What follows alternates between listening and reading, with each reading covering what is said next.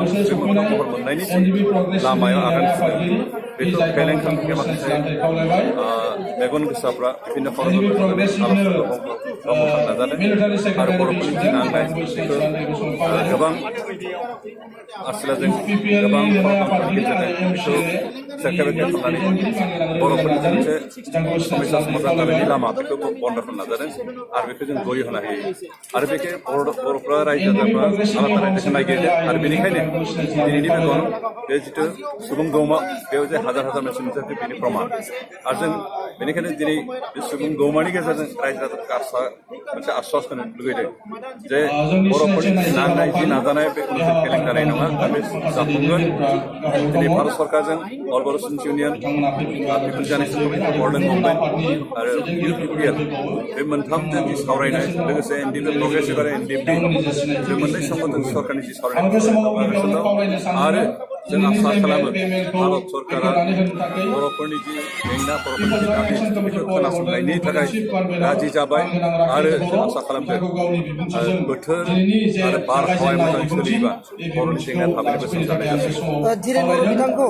माबे जाहोननि थाखाय बेखौ हानजानिफ्राय एरख'नाय जादों बिथिङाव मा बुंनो बिथाङा थांनाय 6 जुन खालि जोंनि आफादनि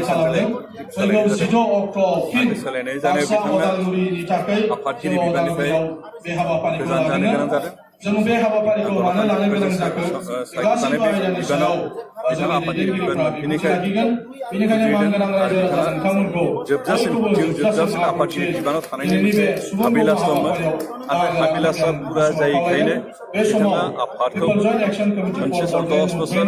आफादनि प्रेसिडेन्ट जाबोनाय मानसियानो आफादखौ सोखावनायनि षड़यन्त्र खालामदोंमोन आरो रावबो संगठना गावनि संगठनखौ बोखावनो थेर बेथेर खालामनो षड़यन्त्र खालामनाय मानसिखौ सहाया बेखौ एक्सेप्ट खालामो दिनै गामिफ्राव गामिनि समाजफ्राव गामिनि समाज नियमखौ जायफ्रा भंग खालामो बिथांमोनखौ गामिनिफ्राय दिनै बयकट खालामो दिनै बे रोखोमनि बिथाङा जिहेतु आफादनि नियम नितिफोरखौ आसामखौ सिफायनो थाखाय आफादखौ बोखावनो थाखाय जि षड़यन्त्र खालामदों आफादनिफ्राय एक्सपेक्ट खालामो। इउनियन टेरिटरि जाबाय बिनि सायाव मा बुङो लादाखआ जों बे भारत सरकार बावैसो जम्मु काश्मीर बहु बोसोरनिफ्राय सोलिबोनाय आर्टिकेल 370 खौ उथायनानै जम्मु काश्मीरखौ मोननै इउनियन टेरिटरि बोखावनाय जि खामानि बेखौ वेलकाम खालामो बरायो आरो जों बेखौनो खावलायदों भारत सरकारजों अकल जम्मु काश्मीरावल' जम्मु काश्मीरखौ मोननै इउनियन टेरिटरि